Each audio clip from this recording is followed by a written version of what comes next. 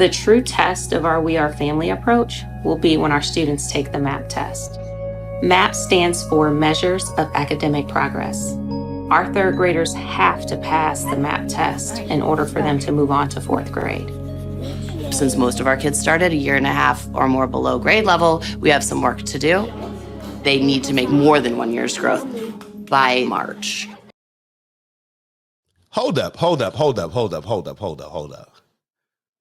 Am I the only one tripping? But how are they even in 8th grade? How did they advance from 3rd to 4th to 5th to 6th to 7th to 8th if they didn't pass the math exam? What's the point of having a standardized test if nothing is done after that? Is it just to do what they say, like how they, they say that they base how many prisons to build or whatnot. You guys ever heard that, where they base how many how many prisons to build based on your 3rd or 4th grade test scores? What's the point of having a test if there's nothing, like there's no accountability based on the test? Like, shouldn't you have to pass a test to move on to the next grade? So I'm wondering, in my head, it just seems like everything is more participation trophy based. Oh, well, all you had to do was come. You didn't have to pass any tests. You didn't have to prove that you actually learned anything. You didn't have to prove that you were efficient in this particular area. We'll just pass you along. Who's the disservice being done to? And yeah, it probably hurts that kid to be left back. It may hurt that child. It may hurt all of them.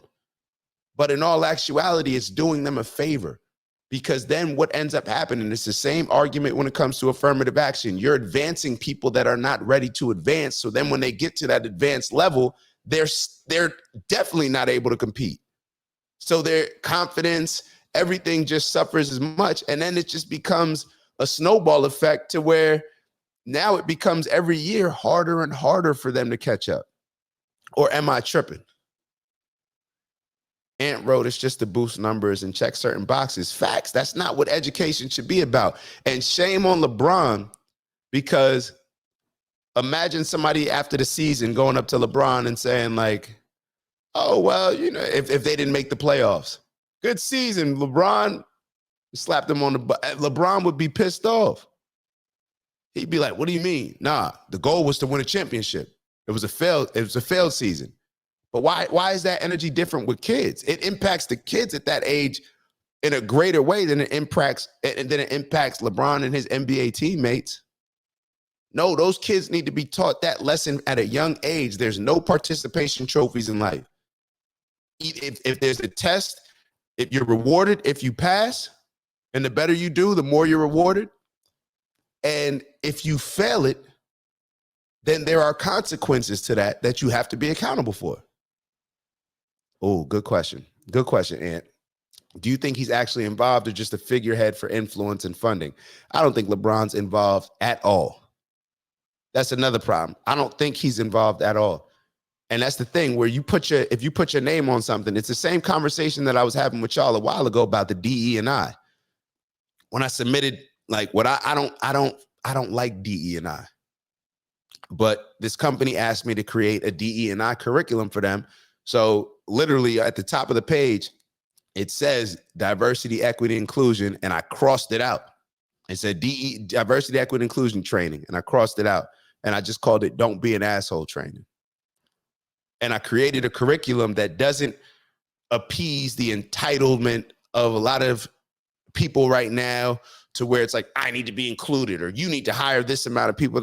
Nah, bro. Nah, it's a totally different approach. Don't be an asshole, but you don't need to feel super, like, your culture doesn't need to be included as much as maybe the culture of the owners and stuff.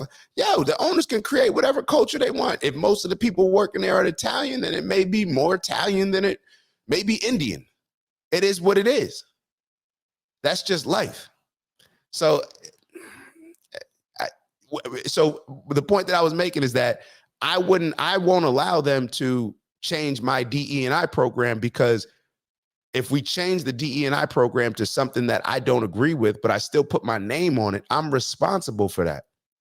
So in all actuality, I'll tell them, hey, this is the program that I designed. If you're looking for something else, there's plenty of other companies. I don't need to take that bag. And LeBron doesn't need to take that fame. You know what I'm saying? He doesn't need that.